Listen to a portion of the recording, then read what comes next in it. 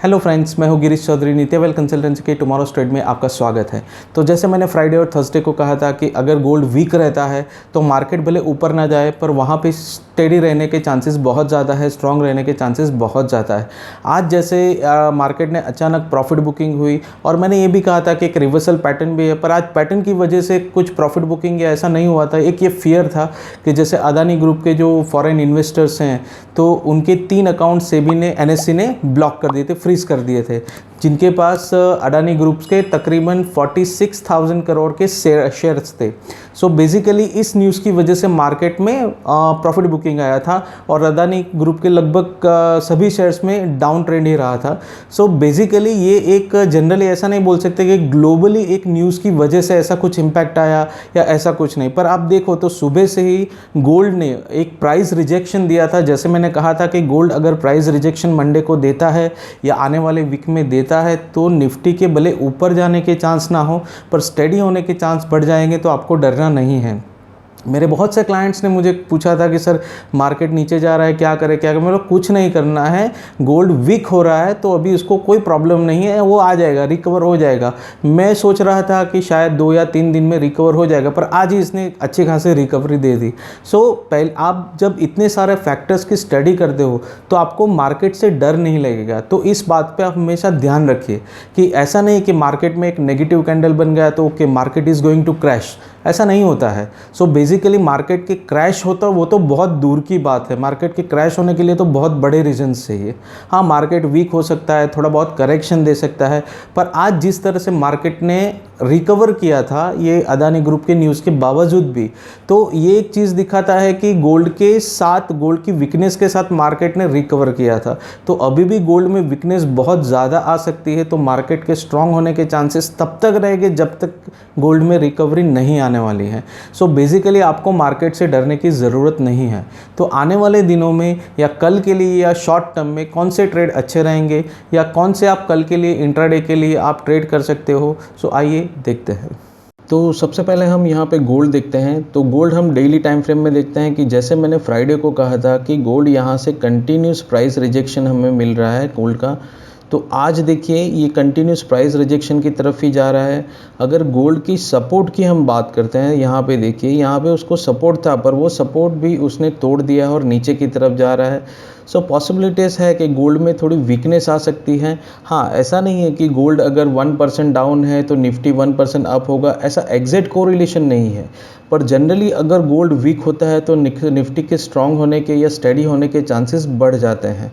ठीक है, तो बेसिकली आपको ये देखना है कि गोल्ड अगर वीक होता है तो मार्केट से डरो मत। हाँ, गोल्ड अगर स्टेबल हो जाता है और मार्केट में वीकनेस आती है तो थोड़ा बहुत करेक्शन आ सकता है। क्रैशिंग की बात मैं नहीं कर रहा हूँ, I am just talking about correction.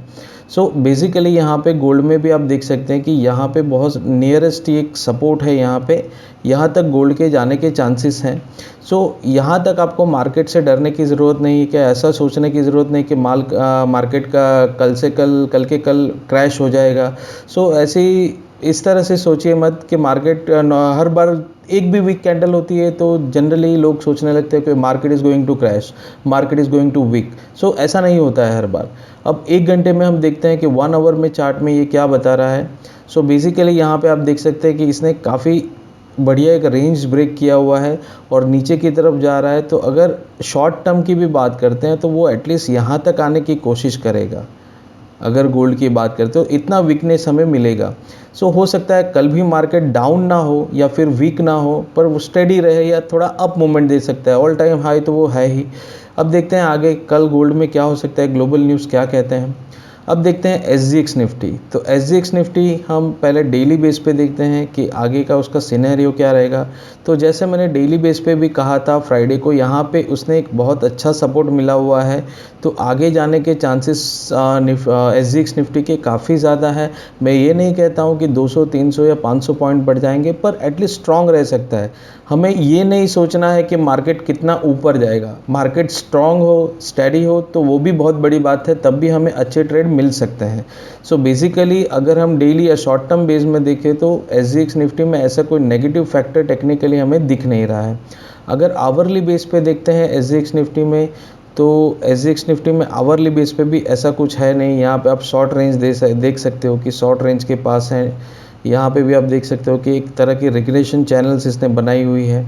तो हो सकता है कि यहाँ से टेम्पररी फॉल हो सकता है, यहाँ से बाउंस बैक हो सकता है। तो ऐसा हो सकता है, इस रेंज में ये रह सकता है।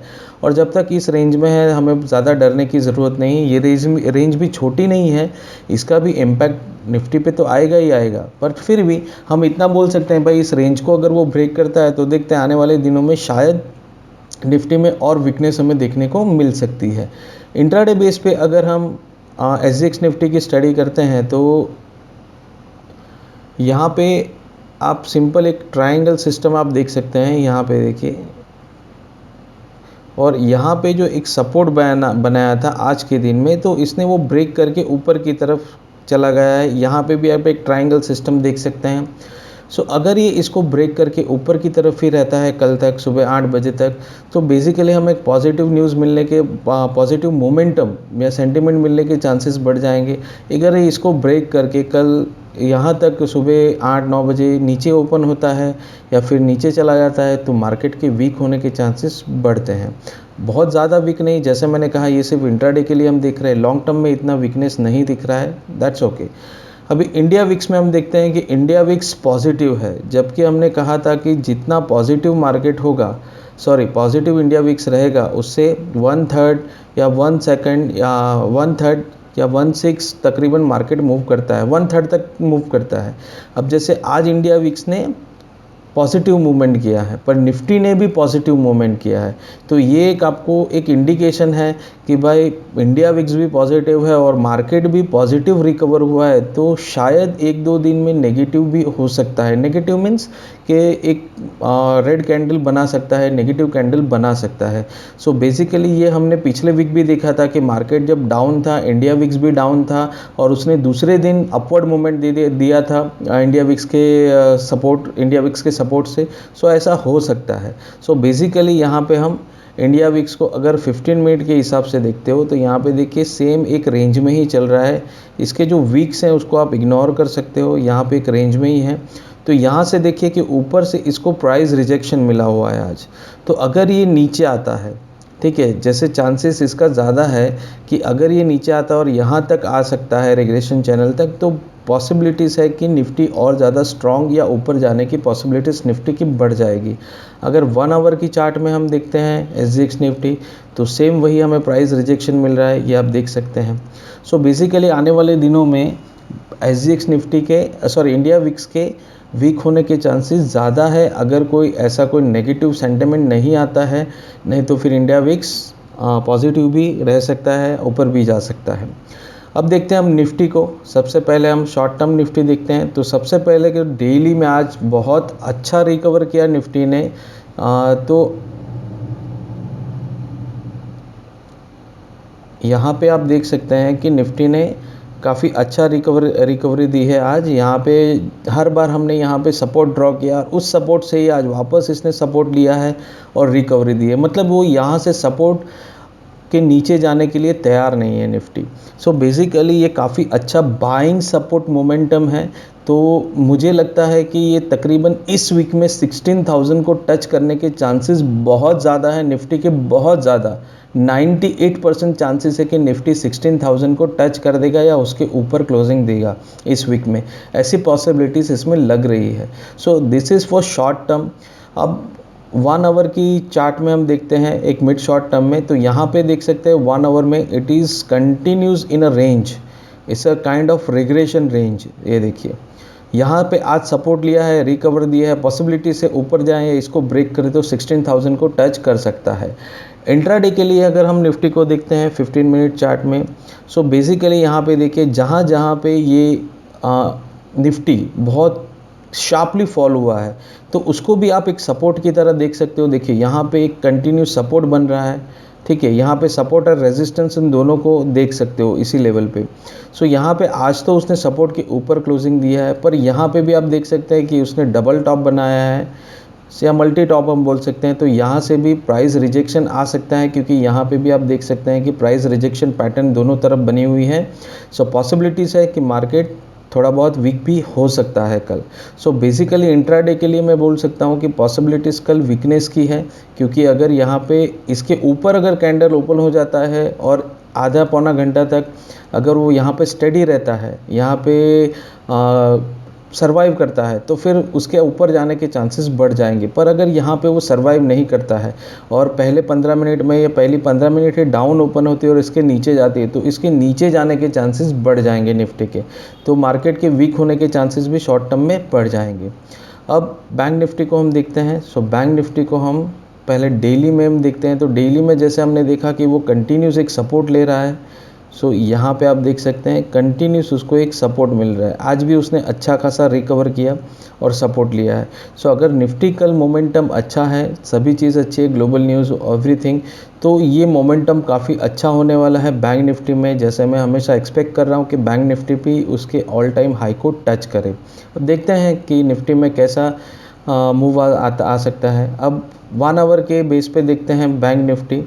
सो बैंक निफ्टी आप देख सकते हैं कि ये भी एक रिग्रेशन चैनल में ट्रैवल कर रहा है। ये देखिए कंटिन्यूस एक चैनल में ट्रैवलिंग है इसका। अब यहाँ से इसने सपोर्ट भी लिया है, प्लस यहाँ पे उसको सपोर्ट मिला है, तो दो जगह से सपोर्ट ने उसे रिकवर दिया है। अब देखते हैं कि अगर ये इस रेंज को ब्रेक कर पाता है तो आगे जाने के चांसेस बैंक निफ्टी के बढ़ जाएंगे। इंट्राडे के लिए बैंक निफ्टी देखते हैं तो वो सेम जैसे निफ्टी ने शार्प फॉल दिए हैं, उसको हम यहाँ पे हम एज अ सपोर्ट या रेजिस्टेंस इसको मार्क कर सकते हैं। यहाँ पे as a support and resistance mark कर सकते हैं। सो यहाँ से भी एक शार्प फॉल आया है और उसी के पास बैंक निफ्टी ने आज क्लोजिंग दी है। सो अगर बैंक निफ्टी फर्स्ट 50-30 मिनट्स का कैंडल इसके डाउन जाता है तो आपको ध्यान रखना है कि बैंक निफ्टी वीक हो सकता है, चाहे निफ्टी स्ट्रांग हो। हाँ, बाद में रिकवर करे, डोंट नो, ये आपको स्टडी करना पड़ेगा। पर बेसिकली यहाँ पे बैंक निफ्टी के वीक होने के चांसेस इंट्राडे में ज़्यादा है। सो बेसिकली अब इंट्राडे के लिए कौन से स्टॉक बेहतर रहेंगे वो हम देखते हैं। तो सबसे पहला स्टॉक हम देखते हैं जुबली फूड। तो जुबली फूड को हम एक रेंज की बात करते हैं, तो यहाँ पे हम एक रेंज एक्टिवेट करते हैं। ओके, सो यहाँ पे आप देख सकते हैं कि एक ट्रायंगुलर पैटर्न बनाया है। ये देखिए काफ़ी अच्छा एक पैटर्न बनाया है इसने। सो अगर ये पैटर्न ऊपर की तरफ ब्रेक होता है, निफ्टी भी ऊपर की तरफ फर्स्ट 15 मिनट जाता है, एक अच्छा खासा रेंज बनाता है, और इसमें अगर फर्स्ट कैंडल जो है बहुत ज़्यादा परसेंटेज कवर नहीं करता है, जैसे फर्स्ट कैंडल अगर 4-5% की बन गई, 2-3% की बन गई, तो स्टॉप इट। आप इंट्राडे कर रहे हो, आप शॉर्ट टर्म नहीं कर रहे हो, मिड टर्म नहीं कर रहे हो। सो बेसिकली आपकी जो फर्स्ट कैंडल है 1 से 1.5% की बनती है, तो कि यू कैन टेक रिस्क।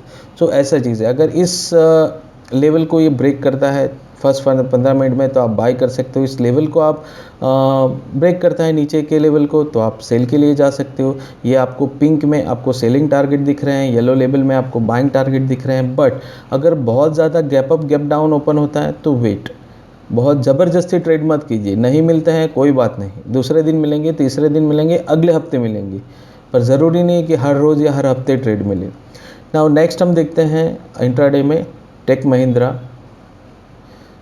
सो यहाँ पे टेक महिंद्रा ने देखिए इसने भी एक काफ़ी अच्छा एक ट्रायंगुलर पैटर्न बनाया है। ये भी एक अच्छा पैटर्न माना जाता है ट्रेडिंग के लिए। सो अगर ये ऊपर की तरफ ब्रेक होता है तो बाइंग मोमेंटम आ सकता है, नीचे की तरफ ब्रेक होता है तो सेलिंग मोमेंटम, शॉर्टिंग मोमेंटम आ सकता है। तो ये दोनों टारगेट मैंने आपको इंट्राडे के लिए दे रखे हैं, ये पिंक और येलो लेवल में। अब थर्ड स्टॉक हम देखते हैं इंट्राडे के लिए UBL। सो यहाँ पे देखिए UBL ने एक अच्छा सा एक पैटर्न बनाया है यहाँ पे, और इस तरह से ये एक फ्लैट सपोर्ट पैटर्न है। सो यहाँ पे आप देख सकते हैं ये बहुत अच्छा एक सपोर्ट ले रहा है। तो इसका चांसेस ज़्यादा है, नीचे जाने का चांसेस ज़्यादा है। तो अगर ये नीचे की तरफ मूव करता है तो ये आप टारगेट के लिए जा सकते हैं, और ऊपर की तरफ जाता है तो डेफिनेटली 2 टारगेट आपको मिलेंगे। पर बेसिकली UBL के लिए मैं मान रहा हूँ कि ये शॉर्टिंग के लिए अच्छी पोजीशन बना सकता है। अब फोर्थ स्टॉक हम देखते हैं बाटा इंडिया। सो बाटा इंडिया ने काफ़ी अच्छा एक मूवमेंट दिया पिछले दिनों में, ये काफ़ी देखो बड़ा मूवमेंट है। सो बेसिकली हम इसको ही एक सपोर्ट रेजिस्टेंस की तरह भी देख सकते हैं। तो यहाँ पे हम इस तरह से एक पैटर्न भी बनाया हुआ है, ऊपर की तरफ ऑलरेडी उसने ब्रेकआउट किया हुआ है। तो अगर ये फर्स्ट 15 मिनट अच्छा बनाता है, 5 मिनट्स भी ऊपर बनाता है, तो आप इसको बाइंग के लिए जा सकते हैं। ये 2 टारगेट के लिए ये काफ़ी अच्छा टारगेट दे सकते हैं। बाटा इंडिया के लिए मेरा जो सेंटीमेंट है वो पॉजिटिव है, मैं नेगेटिव के लिए इसमें ट्रेड नहीं करूँगा, जबकि यूबीएल में है मेरा नेगेटिव सेंटीमेंट है।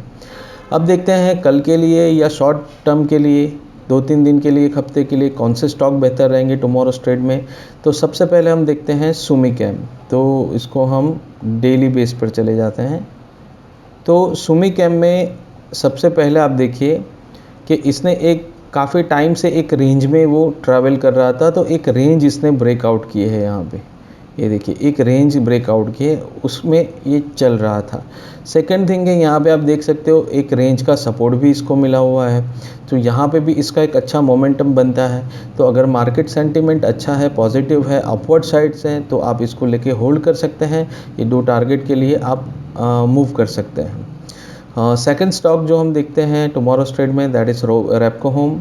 सो यहाँ पे भी आप देख सकते हैं इसको सबसे पहले तो अच्छा खासा एक सपोर्ट मिला हुआ है, यहाँ से एक रेंज ब्रेक की हुई है, तो ये भी एक अच्छा एक पैटर्न माना जाता है ऊपर की तरफ। इसको भी आप लेके होल्ड कर सकते हो। ये 2 टारगेट के लिए काफ़ी अच्छा मूवमेंट आने के चांसेस हैं। जैसे यही सेम पैटर्न आप यहाँ पे भी देख सकते हो, यहाँ पे भी ये पैटर्न बना था, तो आपको काफ़ी अच्छा अपवर्ड मूवमेंट मिला है, ये देखिए।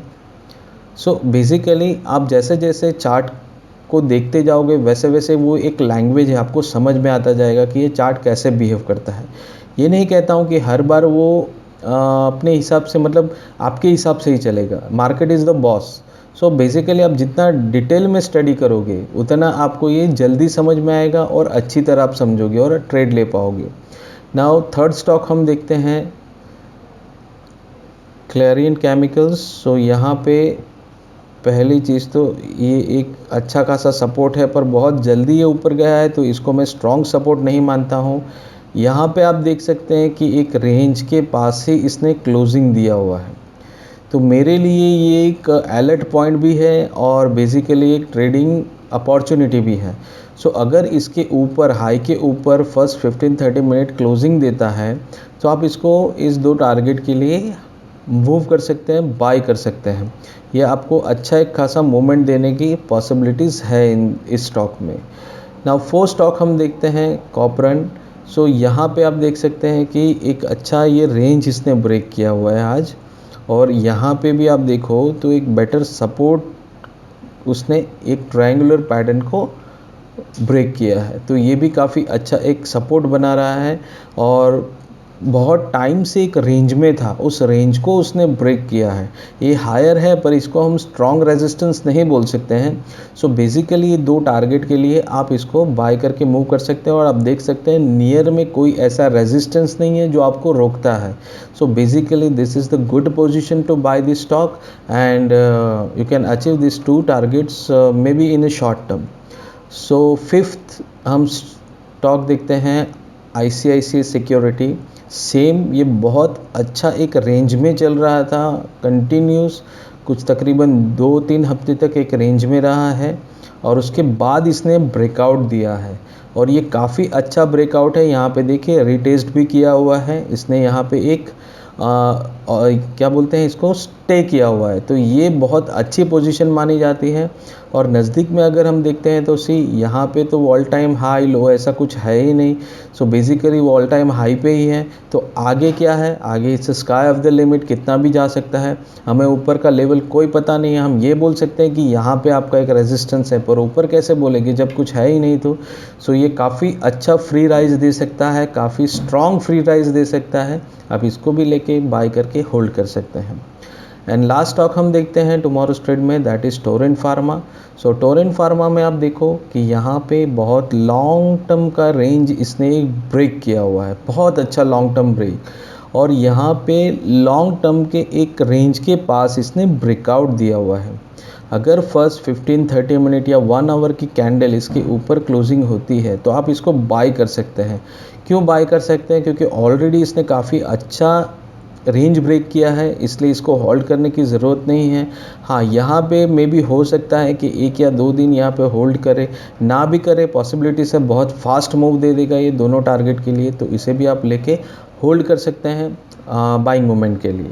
तो दोस्तों जो भी स्टॉक हमने रिकमेंड किए वो आपकी स्क्रीन के ऊपर है। जो भी स्टॉक हम रिकमेंड करते हैं वो कैसा परफॉर्म करते हैं डेली, वीकली, मंथली, वो आप हमारे गूगल शीट लिंक से जान सकते हैं, जो आपको डिस्क्रिप्शन बॉक्स में मिल जाएगी। आपको कोई क्वेश्चन हो, क्वेरी हो, तो आप हमें डायरेक्ट मेल या कॉल भी कर सकते हैं। आप हमें सोशल मीडिया पे भी फॉलो कर सकते हैं। Exit, trailing stop, stop loss, profit booking के लिए आप हमारे टेलीग्राम चैनल, व्हाट्सएप ग्रुप या सिग्नल ग्रुप को भी ज्वाइन कर सकते हैं। तो हमारा वीडियो अगर अच्छा लगा है तो लाइक कीजिए, शेयर कीजिए, सब्सक्राइब कीजिए और नोटिफिकेशन के लिए बेल आइकन पे क्लिक कीजिए। आज के लिए धन्यवाद।